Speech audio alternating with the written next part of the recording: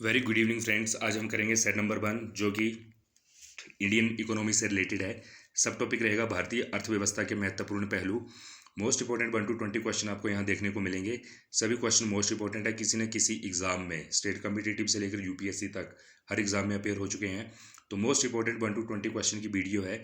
Video को ध्यान से देखिए। वीडियो अच्छी लगे तो वीडियो को लाइक और सब्सक्राइब इस चैनल को जरूर कीजिए। अगर अभी तक आप इस चैनल पर नए हैं तो प्लीज़ आप चैनल को सब्सक्राइब आप कर लीजिए।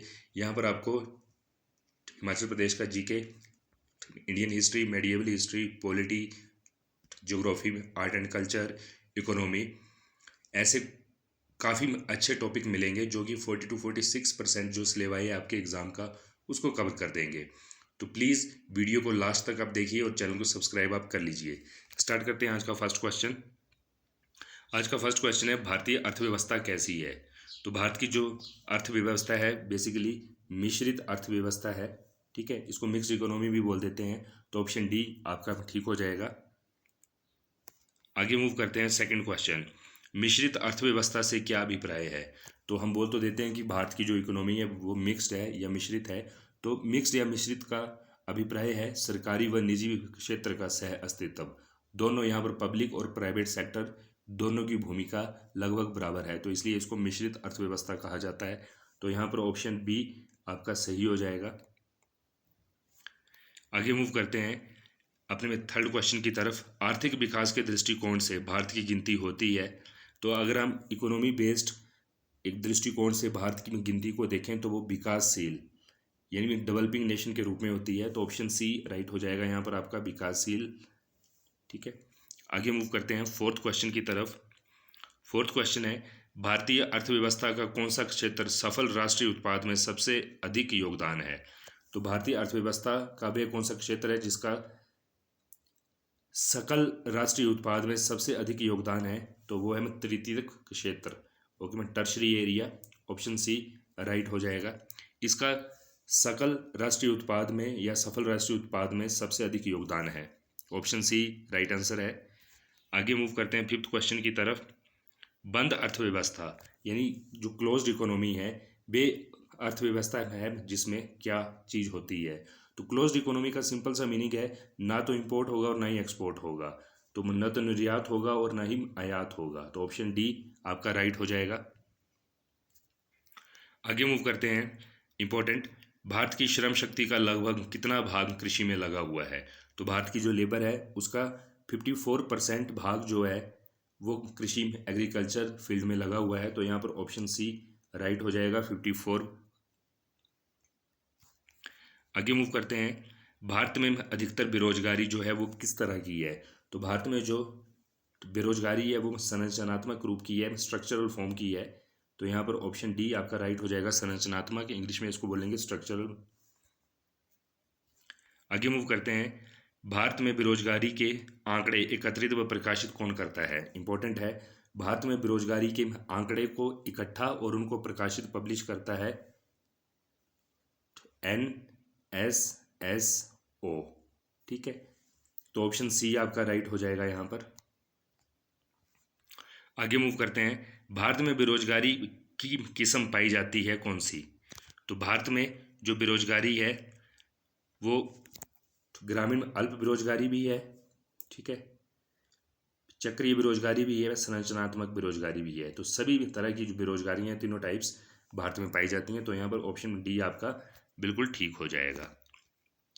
आगे मूव करते हैं अपने 10th क्वेश्चन की ओर। 10th क्वेश्चन है, कृषि में मूलतः किस प्रकार की बेरोजगारी की प्रधानता देखी जाती है? तो जो एग्रीकल्चर सेक्टर है अगर उसमें हम बेरोजगारी की बात करें तो अदृश्य बेरोजगारी, ऑप्शन सी ठीक हो जाएगा। इसमें जो एग्रीकल्चर फील्ड है इसमें आपको देखने को मिलेगी अदृश्य बेरोजगारी। तो ऑप्शन सी राइट हो जाएगा। आगे मूव करते हैं 11th क्वेश्चन की तरफ। 11th क्वेश्चन में इंपॉर्टेंट है, कृषि में बेरोजगारी का स्वरूप देखने को मिलता है कौन सा? तो अगेन वही है, संरचनात्मक बेरोजगारी भी देखती है, मौसमी बेरोजगारी भी मिलती है और घर्षणात्मक बेरोजगारी भी देखने को मिलती है एग्रीकल्चर सेक्टर में। तो ऑप्शन डी ठीक हो जाएगा सभी। आगे मूव करते हैं 12th क्वेश्चन की तरफ। 12th क्वेश्चन है हमारा इंपॉर्टेंट है, प्रच्छन्न बेरोजगारी का अर्थ है।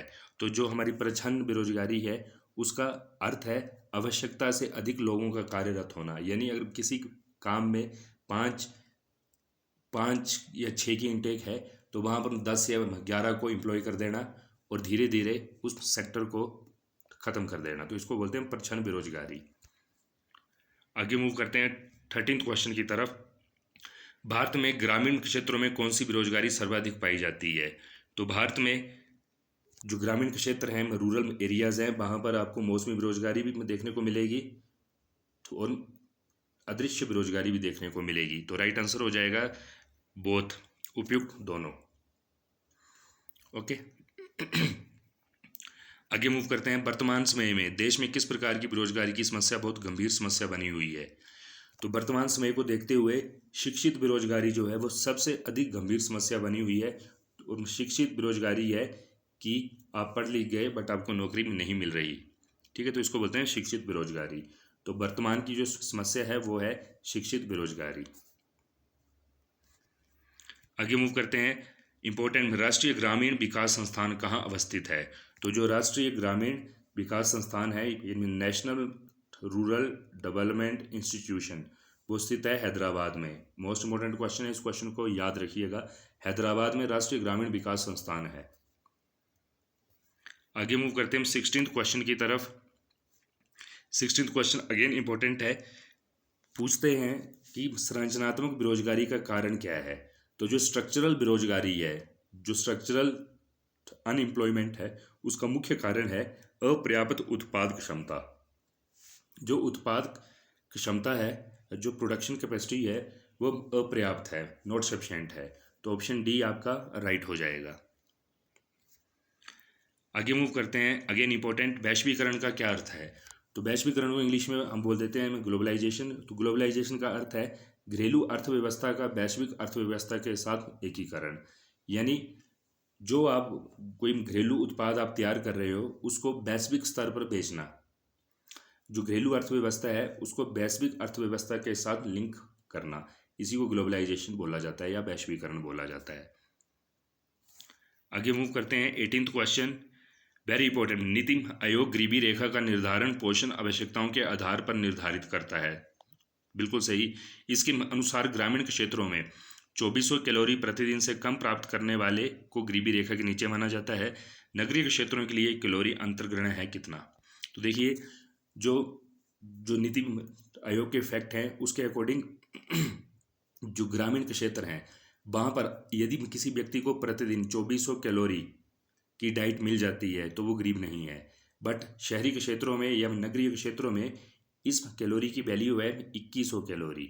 अगर शहरी क्षेत्रों में या नगरीय क्षेत्रों में 2100 कैलोरी या इससे ज़्यादा की रोज की जो डाइट है उसमें कैलोरीज आपको मिल जाती हैं तो फिर आप गरीब नहीं हो, ठीक है। तो सिंपली यहाँ पूछा गया है जो ग्रामीण क्षेत्रों में 2400 कैलोरी पर डे, तो जो नगर हैं वहाँ पर 2100 कैलोरी पर डे है, ठीक है। तो ऑप्शन बी आपका राइट हो जाएगा।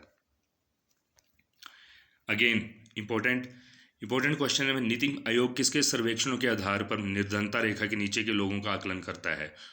तो जो आपका नीति आयोग है वो राष्ट्रीय नमूना सर्वेक्षण संगठन ए के आंकड़ों के आधार पर निर्धनता का आकलन करता है। तो ऑप्शन फर्स्ट आपका ठीक हो जाएगा, राष्ट्रीय नमूना सर्वेक्षण संगठन। लास्ट क्वेश्चन की तरफ चलते हैं। इंपॉर्टेंट है, राज्य व राष्ट्रीय स्तर पर गरीबी का अनुमान लगाने के लिए जो नीति आयोग है किसके सूत्र का प्रयोग करता है? तो स्टेट लेवल पर या जो नेशनल लेवल है उस पर गरीबी का अनुमान लगाने के लिए जो एक फॉर्मूला यूज किया जाता है नीति आयोग द्वारा वो बेस्ड है डी टीम लाकड़ावाला के ऊपर। तो डी टीम लाकड़ावाला यहाँ पर सही आंसर हो जाएगा। डी टीम लाकड़ावाला का जो फॉर्मूला है उसी फॉर्मूले को नीति आयोग यूज करता है। ऑप्शन सी राइट हो जाएगा यहाँ पर आपका। तो फ्रेंड्स ये थे 1 to 20 टॉप इंपॉर्टेंट क्वेश्चंस। एक या दो क्वेश्चन आपको अपने एग्जाम में देखने को मिल जाएंगे। मोस्ट इंपॉर्टेंट वीडियो थी। वीडियो अच्छी लगी तो वीडियो को लाइक आप जरूर करें। अगर किसी क्वेश्चन में आपको समस्या में या दिक्कत आई हो तो प्लीज़ आप कमेंट भी करें और चैनल को सब्सक्राइब आप कर लें। Okay, thank you.